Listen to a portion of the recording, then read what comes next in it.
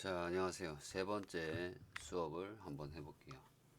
자, 세 번째 8일째로 들어섰는데, 이제 세로 슬라이스와 가로 슬라이스에 대해서 얘기를 하고 있고요.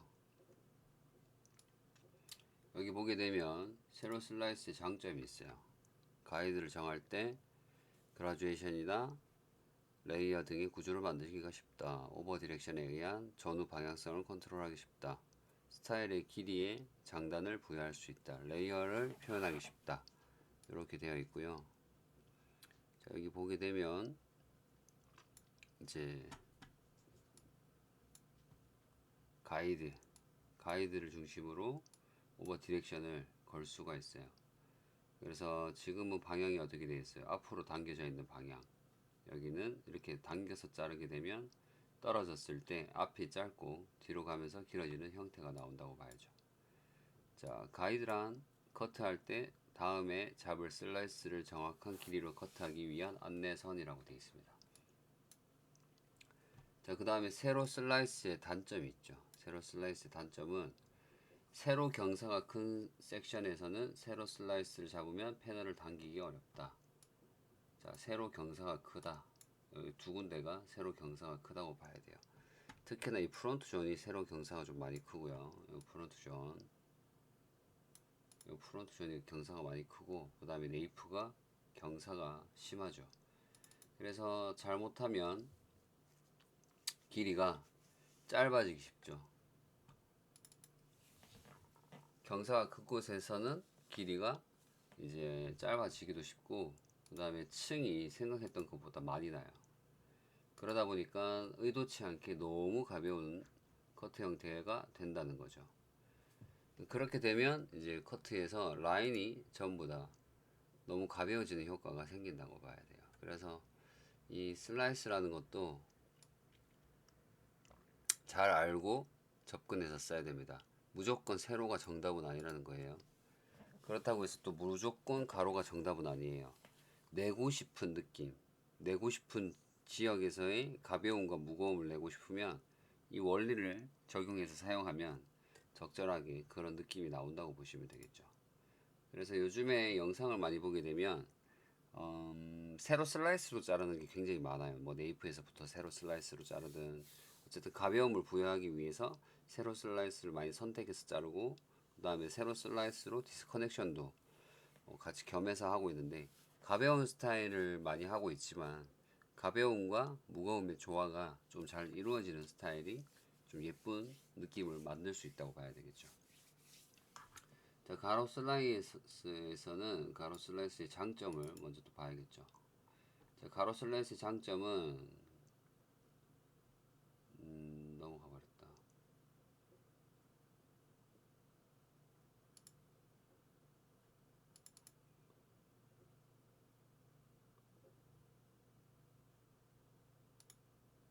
다시 볼게요. 가로 슬라이스의 장점은 원넥스 라인에 커트하는 경우 아웃라인 커트할 때 사용하기 좋다. 미들 섹션에서 이제 골격이 평평한 부분은 패널을 들어 올리면서 리프팅하기가 쉽고, 모발의 오버랩을 컨트롤하기 쉽다. 그 다음에 무게감과 곡선을 연출할 수 있다. 웨이트를 만들기에 적합하다. 이렇게 되어 있습니다.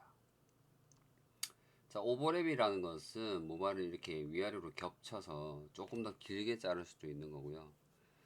밑에 부분을 받쳐서 좀 더 길게 자를 수도 있고, 겹쳐서 자르는데 뭐 똑같이 자를 수가 있고, 어쨌든 뭐 밑에 길이 내가 지금 가이드 길이보다 좀 더 길게 자르거나 같게 자를 수 있는 게 조금 장점이라고 봐야죠. 그래서 리프팅을 사용할 수 있고, 리프트 업과 리프트 다운이 있습니다.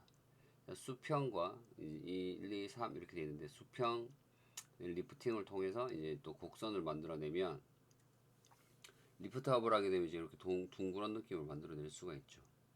그 다음에 웨이트의 위치는 어디에 위치하는가, 그 부분이 좀 중요하고요. 그 다음에 가로 슬라이스의 단점은 옆면에 경사가 큰 섹션에서는 가로 슬라이스를 잡으면 패널을 당기기 어렵다. 뭐 이런 부분들. 그래서 옆면에 경사가 크다. 가로 슬라이스가 부적합. 비교적 평평하다. 가로 슬라이스가 적합하다. 이렇게 되어 있습니다. 그래서 두상의 구역마다 장단점이 있는데, 뭐 이런 느낌을 생각하기보다는 이제 본인이 내고 싶은 느낌을 내고자 하는 그 둘 중에 기법을 선택을 하는 것이 좋지 않나라는 생각을 합니다. 예를 들면 스퀘어로 자른다고 치면 이 앞면이 길어질 텐데 이 앞면을 우리가 다시 제거를 할 수가 있죠. 그래서 뭐 무조건 적합하다 부적합하다 이렇게 따로 막 정할 수는 없는 것 같아요. 그래서 사람의 두상과도 연관이 있고 사람의 두상은 다 다르다는 거. 그래서 그걸 좀 생각하면 좋겠어요. 그다음 9일째는 사선 슬라이스와 골격이라고 되어 있어요. 자, 이렇게 이 부분을 보게 되면 골격이 평평하다면 적혀 있고요. 세로 슬라이스를 하게 되면 그 다음에 가로 슬라이스를 하게 되면 그래서 평평한 부분에서 이제 충분히 컨트롤할 수 있고요. 그 다음에 실제 두상의 골격은 곡선으로 되어 있으며 경사가 큰 부분도 있고 작은 부분도 있다. 제가 방금 얘기한 것처럼 골격에 대한 얘기입니다. 자, 곡선이 강한 부분에 적합한 사선 슬라이스 이렇게 되어 있어요. 지금 우리가 이 도해도에 있는 이 첫 번째 도해도에 있는 모양으로만 커트를 하더라도 레이어드가 그냥 나오죠. 그 다음에 이 부위가 사선 슬라이스에 적합하다라고 되어 있어요. 얘는 이제 약간 그라듀에이션 커트 느낌이고 레이어 커트 느낌이네요. 그래서 곡선이 강한 부분이 피트하게 된다. 달라붙는 점. 그 다음에 입체적인 폼을 만들 수 있다. 따라서 레이어, 그라듀에이션, 리프팅, 오버 디렉션을 컨트롤하는데 적합하다. 이렇게 되어 있습니다. 자, 그 다음에 사선 슬라이스와 오버 디렉션, 리프팅의 관계에 대해서 적혀 있고요. 자, 세로에 가까운 사선 슬라이스가 또 있고요. 그 다음에 사선 슬라이스가 있고 가로에 가까운 사선 슬라이스가 있고 가로 슬라이스가 있어요. 총 슬라이스가 5가지라고 봐야 되겠죠. 그래서 올라가게 되면 이렇게 패널을 전후로 컨트롤하기 쉽다. 사선에 가까운 슬라이스는 패널을 전후로 컨트롤하기가 쉽다. 그 다음에 오버 디렉션을 사용하기 쉽다. 자, 가로 슬라이스는 약간 리프트업이죠. 리프팅을 사용하기 쉽다. 가로 슬라이스에 가까운 사선 슬라이스라고 봐야 돼요. 그래서 가벼움을 컨트롤하는 건 사선 슬라이스에 가까운 세로 슬라이스에 가까운 사선 슬라이스. 그다음에 무게감을 컨트롤하는 거는 가로 슬라이스에 가까운 세로 슬라이스라고 보면 됩니다. 그래서 여기서도 보게 되면 슬라이스의 무게감과 길이를 주는 원리라고 되어 있어요. 여기서 보게 되면 자, 사선 세로 슬라이스에 가까운 사선 슬라이스 이렇게 자르게 되고요. 그 다음에 사선 슬라이스는 이렇게 자르게 되고요. 그 다음에 가로에 가까운 사선 슬라이스 이렇게 가로 슬라이스 요렇게까지 나와 있어요. 그래서 이 느낌대로만 섹션의 느낌대로만 자르더라도 어떻게 커트 되는지 가벼움과 무거움의 차이가 많이 날 거예요. 그래서 그런 부분들을 조금 잘 이용해서 커트를 하는 것이 좋다라고 보면 될 것 같습니다. 그 다음에 여기서 그림을 보게 되면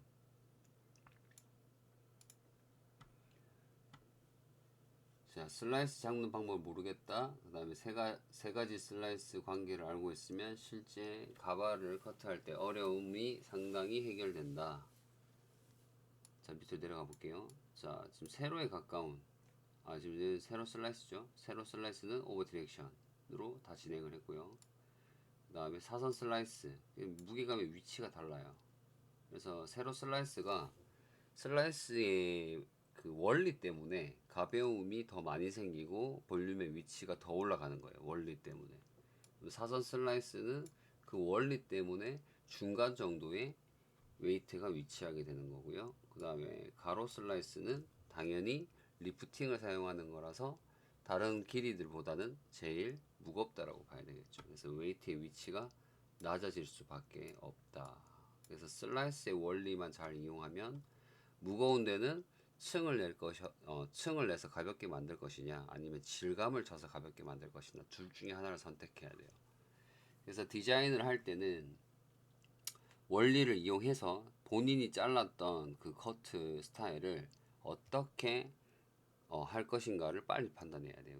형태를 내는 게 중요한 것도 있지만 형태보다 이 질감과 그 다음에 층을 어떻게 조절할 것인가가 더 어렵다고 봐야 돼요. 그래서 그 느낌을 많이 찾아내는 것이 여러분한테 도움이 되지 않을까 싶습니다.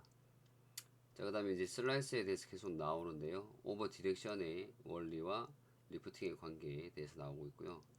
그림을 보게 되면 세로 슬라이스, 그 다음에 사선 슬라이스.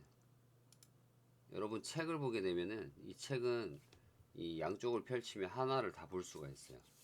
그래서 책을 보시고 공부를 하시는 걸 추천드립니다. 자, 다음에 사선 슬라이스, 가로 슬라이스 이렇게 여러 가지가 나와 있습니다.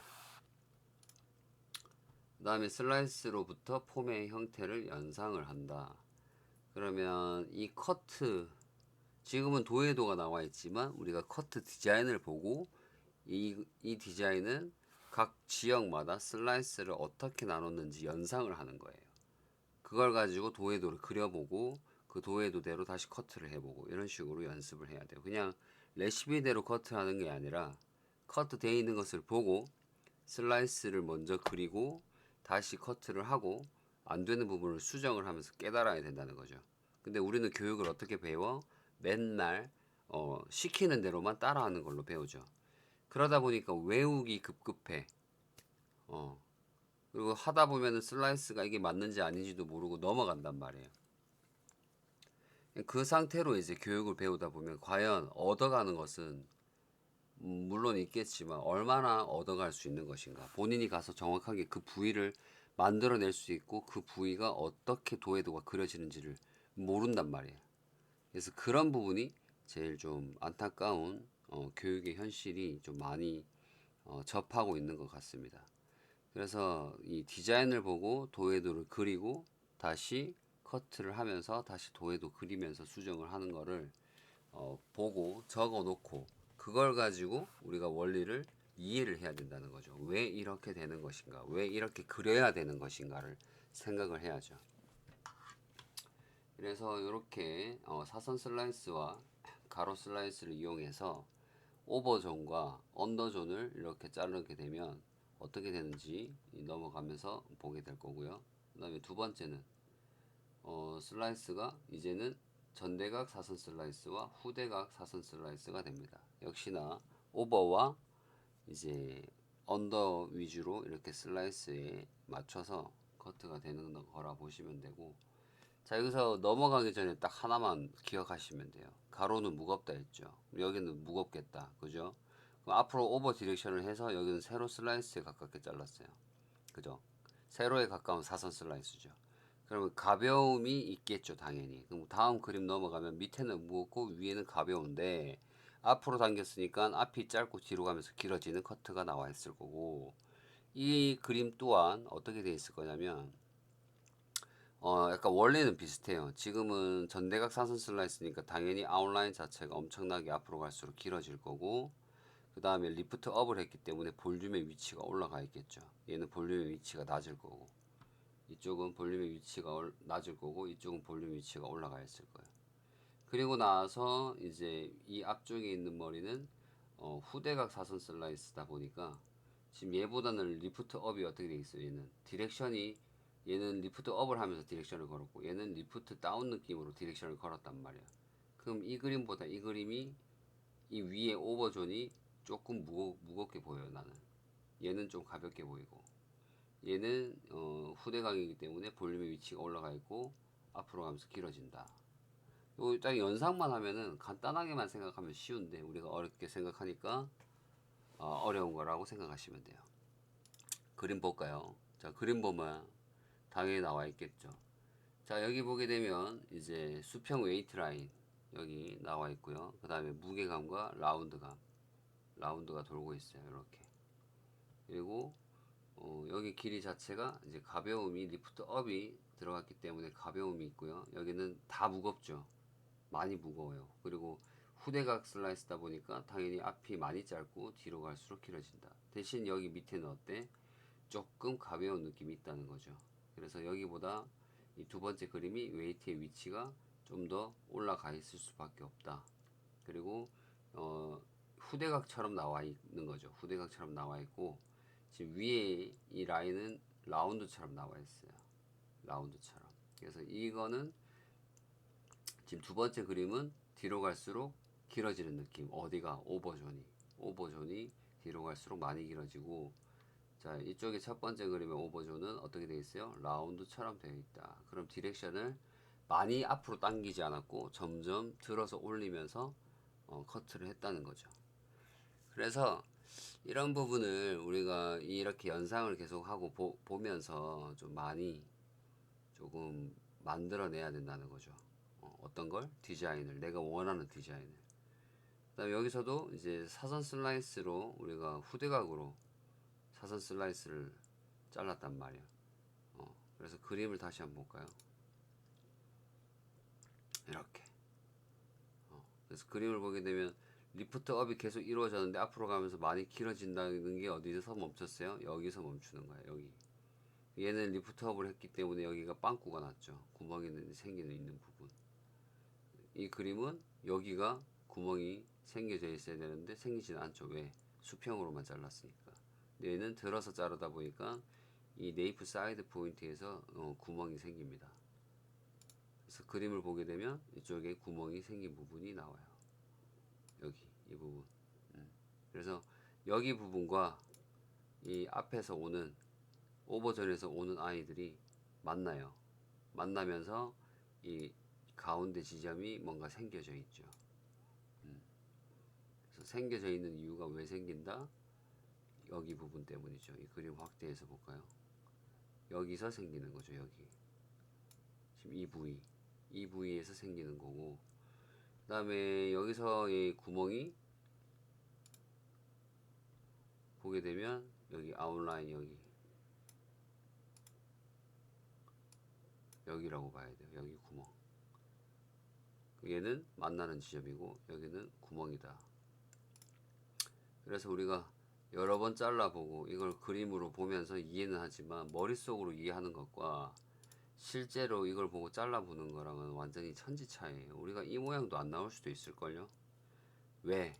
정확하게 슬라이스를 이해하고 커팅을 해야 되는데 리프트업이라는 게 붙는단 말이에요. 그렇기 때문에 리프팅과 오버 디렉션이 동시에 좀 일어나요. 얼마나 들어야 될지, 얼마나 뒤로 당겨야 될지에 따라서 디자인이 바뀌는데 이 그림, 이 도해도만 보고 우리가 자르더라도 이 느낌이 절대 안 나와요. 그렇기 때문에 느낌이 100%안 나온다기보다는 어느 정도의 형태는 나온다는 거죠. 하지만 이 느낌처럼 만들어내려면 우리가 어떻게 해야 돼요? 수정하면서 재커트를 해야 돼요. 재커트를 하면서 더 많이 깨달아요. 근데 우리는 재커트에 대해서 집중하지 않고 그냥 빨리 이 형태 만드는 것에서만 집중하다 보니까 수정하는 방법이 되게 약해요. 그래서 그러다 보니까 실전에서 사용을 했을 때 수정하는 게 약해지다 보니까 원리를 이용하지 않고 그냥 자기 마음대로 하고 있는 거야.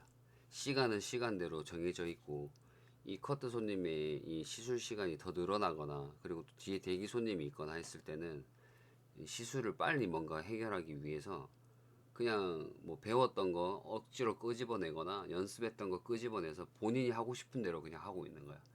그러다 보니까 커트에 뭔가 두서가 없는 커트가 되는 거죠. 커트에 뭔가 두서가 없어요. 왜 이렇게 잘랐지라고 하는 게 없다는 거지. 모든 것에 잘랐다는 것은 모든 것에 이유가 붙어야 돼요. 내가 이렇게 왜 잘랐는지에 대해서 이유가 붙어야 되는데 설명을 할 수가 없어. 왜? 어떻게 했는지 기억이 안 나니까. 맞죠?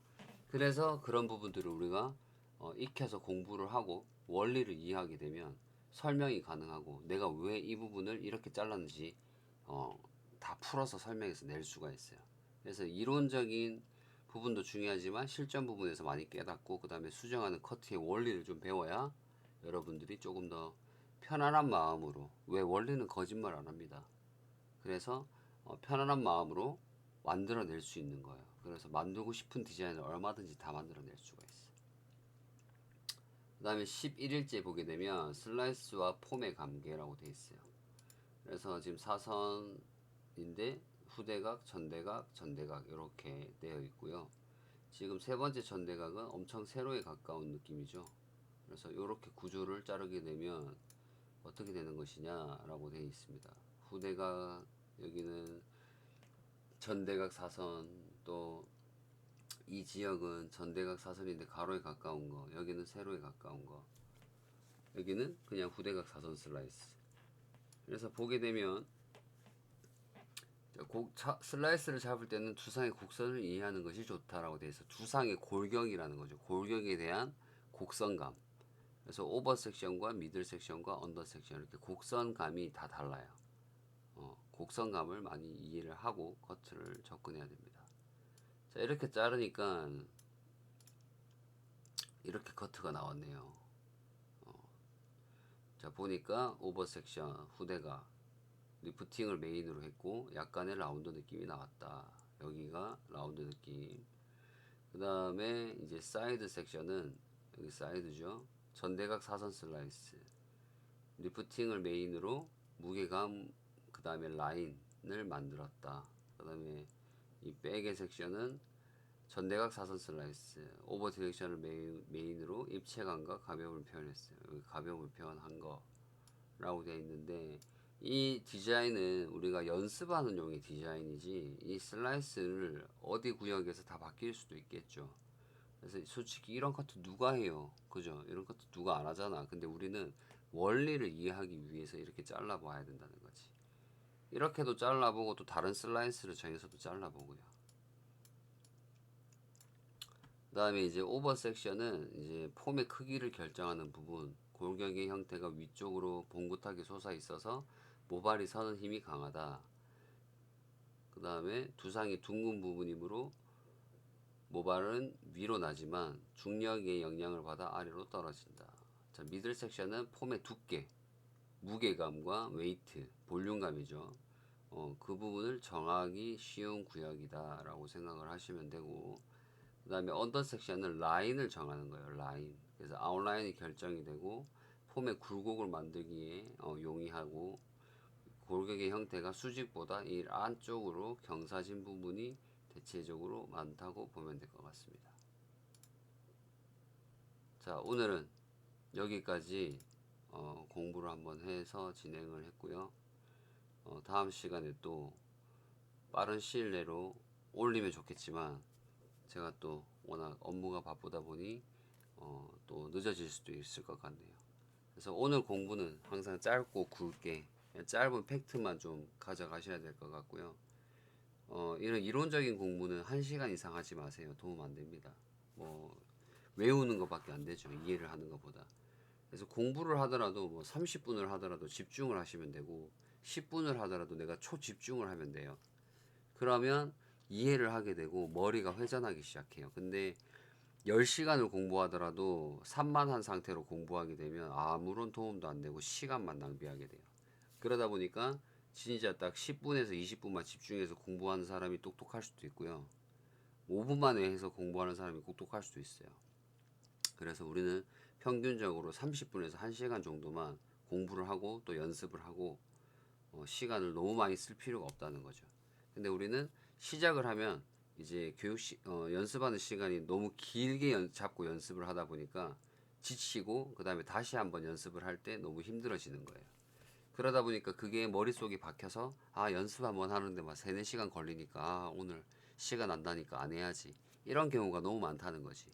그래서 그렇게 생각하지 마시고 시간 타이머를 정해 두세요. 그냥 30분이면 30분, 1시간이면 1시간 타이머를 정해 놓고 오늘 다 연습 안 해도 돼요.